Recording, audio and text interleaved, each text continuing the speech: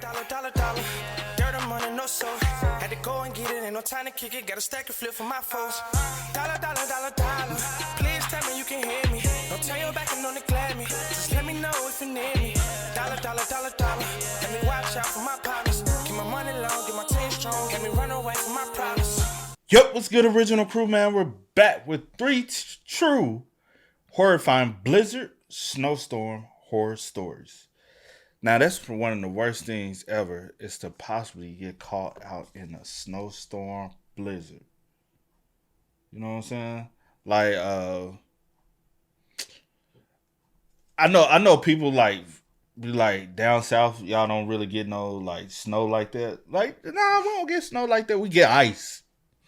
We get bad ice. And when the ice hit, bro, I'm not finna be slipping and sliding. No. Now, when I drive on snow, I have no problem driving on snow. I be like, you know what I'm saying? Mm-hmm. But now, when it get ice and it be black ice, no, I'm not taking that risk. I'd rather sit in it. That's the reason why down south, like, things like close and shut down. It's simply because of ice, especially out in the country roads and stuff. Like, that'd be some of the last places, because it's not heavily traveled. Mm-hmm. And so those are the last places where, like, the ice will unthaw. Mm-hmm. So, yeah. That's the only reason why, man. Because people be like, man, y'all only get like an inch or two of snow. What y'all afraid of? The ice. The ice. We ain't afraid of snow. It's the ice. You haven't driven on either one, have you? Yeah. The last, yes, I have. What was it? Well, yeah. Not ice, but it was snow. It was ice on the road too, wasn't it? No. Yeah, you told me, you was like, make sure, be careful, drop stuff. Maybe I made that up then. But I think I remember you pulling down snow. You said it was like clear, but hey. Okay, the main roads. I'm saying the main roads. The main like, roads. Coming out of ours. When they're coming out. Coming out of the sub. To drive on it, yeah, coming out the subdivision. Yeah, it was a little icy. I mean, a little snowy, but. A little ice snow. Don't downplay my. Don't do that. Come on. Make sure y'all check out the links in the description box. Down below. You already know where to go if you want the first part. You gotta do is check out down below. Also, if you enjoyed today's visuals. Like it with a thumbs up. But let's hop into it, y'all. Let's check it out. Let's see what it's about. You ready? I'm ready. Let's get it.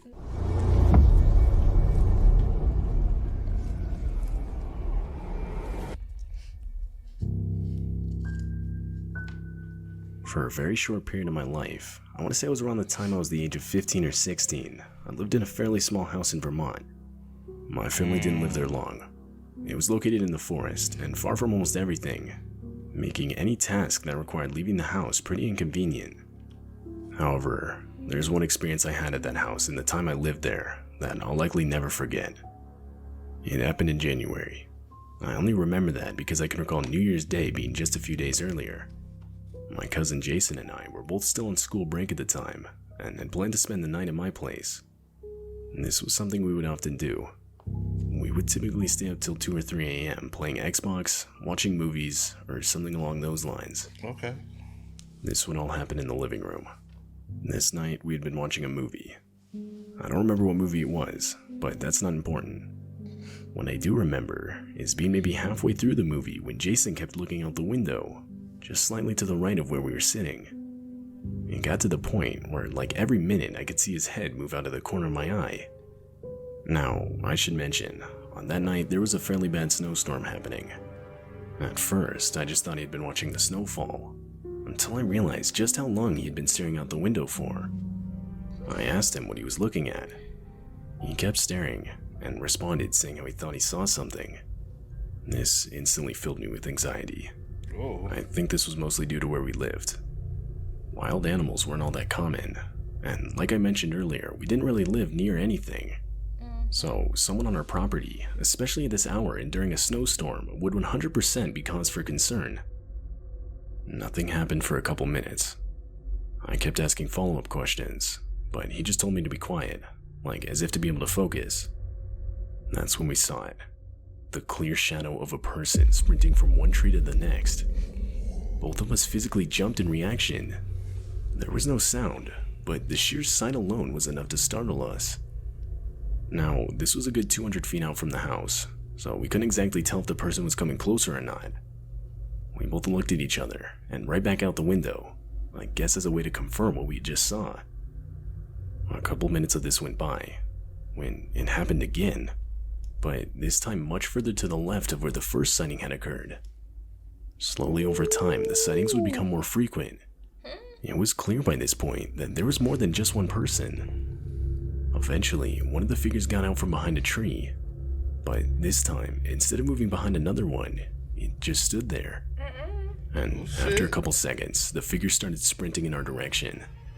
This was enough to break us out of our sort of trance of disbelief we were in and run. I ran straight upstairs to wake up my dad. But by the time he got up and followed me downstairs, there was no one visible outside.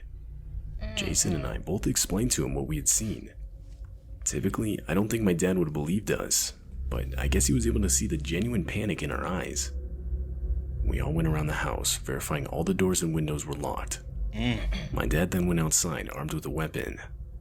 He briefly walked around the house before returning inside, but he found nothing. That night, we convinced my dad to fall asleep in the living room with us. Come morning, and the snowstorm had almost completely stopped. We went outside to better assess the situation in the daylight, and we would find multiple sets of footprints in the snow next to the trees facing our living room's window. They were pretty filled in from the snowstorm, but still clearly visible and recognizable as footprints. There were even some around the house, like on top of the footprints my dad had made the night before. I even talked to my dad about it, and he said those had not been there when he went outside. Even more disturbing was how our shed had been left completely open, with the only things stolen being our knives we used for hunting. Oh gosh. None of this, however, would be enough to get my dad to call the cops. He always had this we take care of our own mentality, and I guess he just never saw calling 911 as an option. We moved out of that house 2 weeks later. Not because of the incident, rather that just so happened to be when we had planned to move. I was extremely grateful for this. At least as far as I know, nothing happened in those 2 weeks. This whole experience still freaks me out to this day. Seeing firsthand multiple people on your isolated property in the middle of the night and during a snowstorm is straight out of a nightmare. And I do my best not to think about it. That could be scary though, for real, for a lot of people. You know what I'm saying? Up in Vermont, that's all the way up there. You know, like yeah. Especially like seeing that at night, like you said, at night, a snowstorm.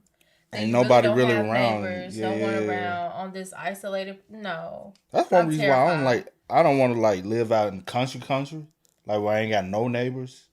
You know what I'm saying? Which, like, yeah, it's cool to say I got land, I got acres and acres of land. You know, but I ain't trying to be secluded. Yeah, you don't have neighbors to like mow like a. Yeah, like or even just 100 like yards away, even like that. Yeah. But because miles, that's like OD. A mile. Even that's a mile down the street. That's OD too. That's like you can still find it now. That's about it. I'm dramatic. Hey, a mile down the street. Now that's OD though. Like, that's OD, bro. But yeah. But it happens. It happens though. Yeah. But then the only thing is like the tracks. Sometimes I'm like, they must have still been out there. Close to the time that for the footprints still to be visible. Yeah. Because even if it's like it's a snowstorm, like even footprints end up getting covered up if it's a snowstorm. Yeah. So for the footprints to still be somewhat visible, they was out there for a good minute. Then they tracked around the house at that. And took something. Yeah. Oh, you can take whatever you want to take. Yeah. At that point, take what you want to. You know what I'm saying? As long as you don't come in. Yeah, and as long as you don't bother us, take what you want, bro. You know what I'm saying? Anything replaceable. Yeah, most definitely. I might be a This all happened during the winter months of 2014. Around that time, my dad got a new job that required us to move. Not a small move. It was a good 9 hours away from the house I grew up in. We hired a moving truck, but we still had the task of getting our car down to the new house. This time of year also happened to be around the time I was learning to drive. I guess my dad thought 9 hours on the highway would be good practice for me. So the plan was me and my dad would drive. I'm gonna already say this. I don't want to call a cap on this, but they don't even. If you just now learning how to drive, your people ain't letting you drive 9 hours on the highway. That's a long. But his dad would be in the car with her. For 9 hours, so you just now learning how to drive. You know, some people sounds different. capish. That's what time calls. No, sounds capish. I feel what you're saying. But let's like that part, like when you say when you come up with something like that, like you got to think about it. Like say for instance, your brother. You think your brother gonna allow your niece to drive for 9 hours straight? With him in the car? Yeah, for 9 hours straight. Is it 9 hours straight, or are they taking turns? 9 hours straight, but still. Possibly, yeah. Doubt it. Driving his truck for 9. She has before, or not 9 hours, but I'm just saying. But she from like it's different from around town. I get what you're saying, but she know how to drive. I'm not saying you don't know how to drive, but it's still a child on a long highway for 9 hours. Yeah, no, I get what you're saying. Never. Drive the car down to the new house while my mom and my sisters would fly. I wasn't exactly looking forward to the drive. Not because of the time. I didn't really mind that part. I was more so worried about the blizzard my phone was showing we would hit halfway into our trip. Driving in the snow as a new driver is not something I really ever wanted to experience. My dad dismissed this though, telling me it wasn't that bad, and for the most part would just feel the same as normal driving. Anyway, we left at around 3 p.m., so we were set to get to the new house at around midnight. Come around 8 p.m., and yeah, we got hit by the blizzard. It was a lot more extreme than I'd imagined it would be. Although, my dad must have trusted my inexperienced driving for whatever reason, as he never once said anything about him wanting to take over the wheel. So, I kept going. Eventually, my nightmare would come true. I lost control of the car, and we were sent sliding off the road in towards a line of trees. In the moment, I tried my best to avoid them, but the car slightly grazed one of them. Luckily, I don't think my dad was that mad. It's not like we hit a tree head-on at full speed. We got out to assess the damage, and by some miracle, there was nothing but a slight scratch on the back passenger side door. I held back a laugh of genuine relief. Just then, I noticed a vehicle coming up the road with some extremely bright high beams on. As it got closer, it started honking, and continued doing so until it pulled up right next to us. The guy rolled down his window. I figured he was going to ask us if we needed help. I thought he said he veered off the road. He said he veered off the road, hit a couple trees, but they got out to assess. So if you veer off the road, hit a couple trees, that means you're off the road. But no, he looked at us and began some awkward small talk, completely ignoring the situation we were currently in. My dad just kind of looked at the dude and told him we didn't have time to talk and asked what he needed. The guy responded with something like, I just noticed you dropped something about a mile back. I think it fell into your trunk. Now, we did have a few things in our trunk that we didn't send with the moving truck, but there was no way any of it could have fallen out, or at least I thought. I looked at my dad and asked him if there was any way something could have fallen out. My dad started his response, but was interrupted by the man saying, Well, you must have, because I was right behind you. It's in my back seat here. Why don't you go ahead and get it so I can get out of here? Hell no, why I you figured it giving couldn't to hurt me? to look, just in case we actually had dropped something somehow. But right as I put my hand on the guy's backseat door handle, my dad abruptly yelled at me, saying that we didn't lose anything, and to get back in our car immediately. A few seconds of silence, with my hand still on the door handle, went by. Yelling was completely out of character for my dad, though I eventually listened to him and got back in our car. We drove off, with not another word being said by either us or the guy. I couldn't help but notice the extremely disturbing and almost angry face of the driver as we drove past him. Once we got a few miles down the road, my dad would apologize for yelling at me. I of course told him it was fine, just that I wasn't really expecting it. I will never forget what he said next. He said he felt like he had to, because while I was heading towards the guy's back door, through the window he could just barely make out the silhouettes of two men waiting on the other side. He would further explain that by the looks of their movements as I was walking towards the door, upon opening the door, I would either be attacked, kidnapped, or worse. Hearing this was a complete shock to me, but to this day, I'm still glad my dad told me what he saw. It taught me at a young age that not everyone has the best intentions in this world. However, at the end of the day, we can't 100% confirm the guy had bad intentions. But I myself truly believe my dad's instincts were correct. The whole situation just didn't add up. Why would there have been 2 men waiting right at the door for me to open it? And on top of that, when we got to our new house, we were able to verify that nothing was missing from our trunk. Thinking about this whole experience still scares me, even today.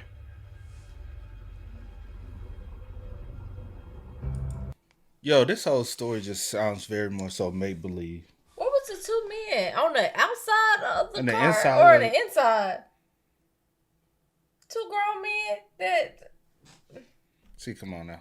Right. No, I'm saying, come on now. You should know they on the inside of the car.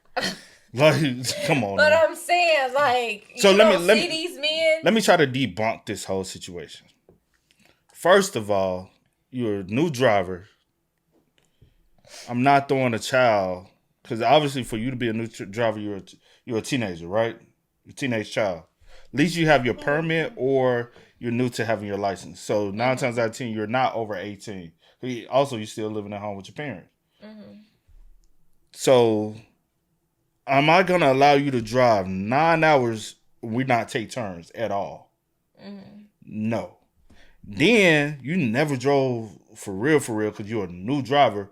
Why the hell would I allow you to drive on snow Right. as a new driver? I remember the first time I ever drove on snow. I was grown. And it was, and I had an older car, not the car I got now. It's an old car, older car. But, and it was an experience, and luckily it was just snowed in. I still hydroplaned a little bit, but I was cool.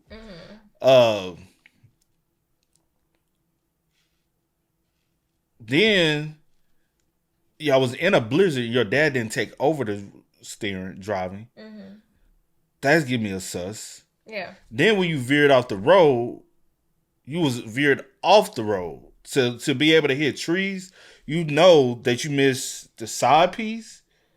The little patch of grass sometimes to be on the side piece to veer off and to hit some trees. So you're off the road. Nobody's pulling up beside you while you off the road to say you dropped. You know what I'm saying? And also, let me just say this. And also, You dropped something. My bad. and also, if you going one way, right? Mm-hmm.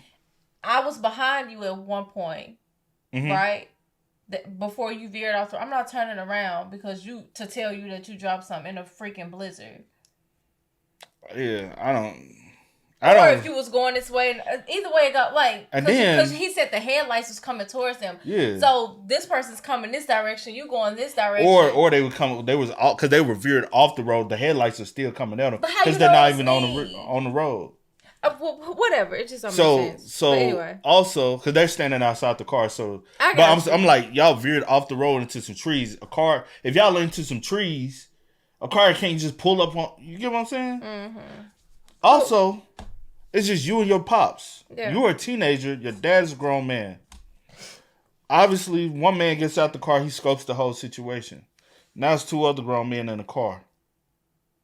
So that's 3 against y'all 2.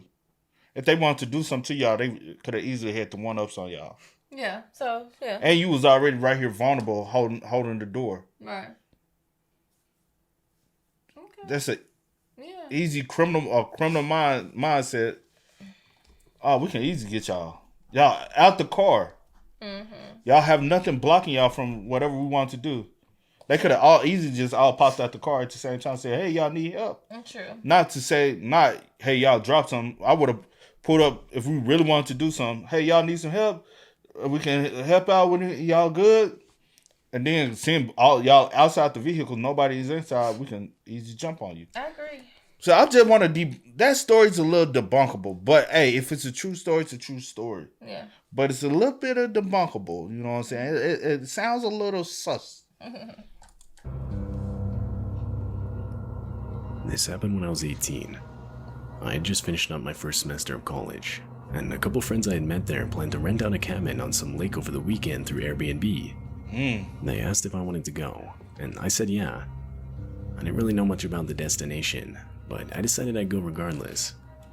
I was done with finals, and honestly felt like I could just use some solid time away from it all. So my 2 friends and I, who I'll just call Brad and Dustin, were set to leave. The cabin was about an hour away. When we arrived, we unpacked the stuff we brought for the weekend and got settled inside. The first night was honestly kind of creepy, at least for me, because the cabin was pretty remote. It was the only one on the lake, and as far as I'm concerned, it was the only one within miles of nothing but forest. I'm someone who's used to being in cities with lots of people, not quiet forests with the occasional howl of coyotes. Needless to say, it was for sure a scene I would have to get used to. But all things considered, the first night was completely fine. It was the second night where things took a turn. All throughout the second day, a blizzard took place outside. We didn't really plan for it. I guess none of us thought to check the weather before making the trip.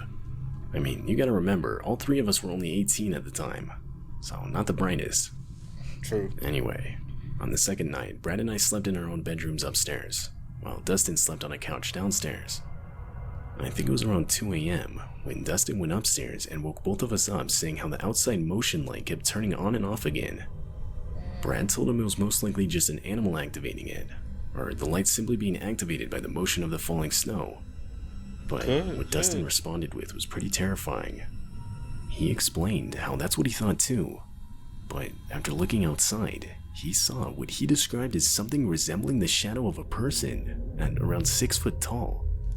This definitely freaked us out a bit, but Brad, who was still convinced it had to be an animal, said he would go downstairs to check it out. And so that's what he did. Meanwhile, Dustin and I stayed upstairs. A good How y'all gonna stay upstairs like some little kids? Like, y'all all go. Yeah, y'all all the same age. Y'all all boys, man. Go down there and just Why be sit like, upstairs? Let Brad go. 3 minutes went by when a blood-curdling scream rang out downstairs. Dustin and I ran downstairs as fast as we could. Brad was lying on the floor and pointing at the living room window. We looked out the window, but there was nothing. He practically screamed at us to go upstairs, and so the three of us did. The rooms in the cabin didn't have locks, so we resorted to barricading ourselves in one of the bedrooms. Brad quietly explained to us that when he got downstairs, he started by looking out all the kitchen windows, and when he didn't see anything, he made his way to the living room window. He pulled back the curtain, and at first saw nothing, but not nothing like an empty snowy forest. He literally saw pure black darkness. Confused, he cupped his hands to his eyes and got closer to the window. But that's when he realized it was a person blocking the view. He then screamed and fell back. Now, at this point, I hadn't seen anything myself. Don't get me wrong, I was still horrified. But in the back of my mind, I still wasn't ruling out the fact that they might have just been imagining things. Just then, the power cut out. Oh. It felt like my heart had completely stopped for at least 5 seconds. I was now hysterical at this point.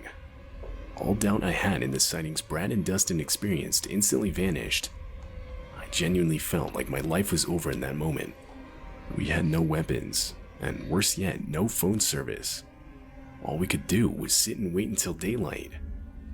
Fortunately, nothing further would occur in that time. Once the sun was up, we took down the barricade and all started getting our stuff. We had no intentions of staying there any longer than we needed to. It was still snowing, but luckily the vehicle we brought was good in the snow. Before we left, we took a quick survey of the outside area around the cabin.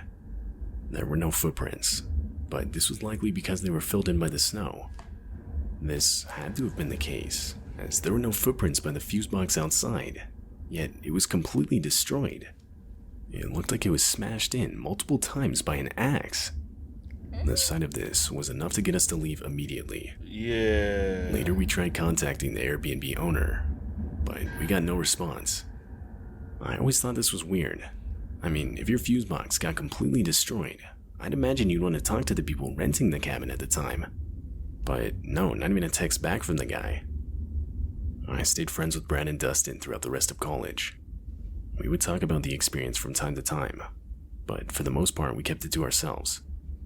We still don't know who was stalking us in the woods that night, or what their intentions were.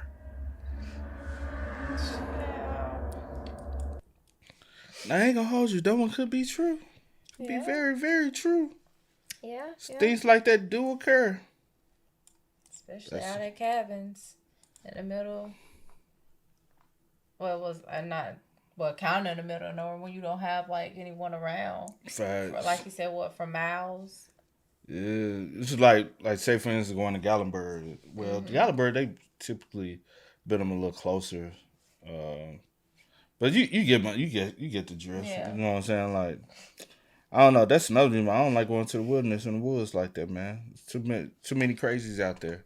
Yeah, true. Freelancing, doing what they want to do.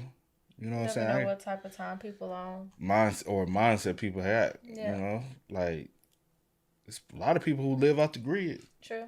So, hey, you better safe than man. And then all y'all 18. Yeah.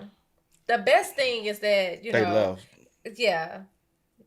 That they love. Immediately. Because I'm like, oh, well, maybe we was just, Yeah, but because especially that with person the could have came back. My bad. No, I was Sorry. just gonna say, especially with the box being all smashed up, someone did that. Yeah. With the power and stuff like that. Could it possibly be that the Airbnb owner has something to do with it? Why did I think that? Like in my head, like for real, when I was like, he didn't respond back. What if he responsible? You know what I'm saying? You never know who this person is that's renting. This could be some creep that's renting. A psycho, yeah. Never know. Never know nowadays, man. You don't know people nowadays, man. We just hope everybody got good intentions, but you never know people's true intentions. But hey, man, y'all spam us up. Let us know y'all thoughts about it for us in the comment section down below. But until next time, y'all know how it go, man. I do go by the name DJ New Kid. This is Sierra Nicole. We are. We out. Go and get it, ain't no time to kick it. Got a stack of flip for my foes. Dollar.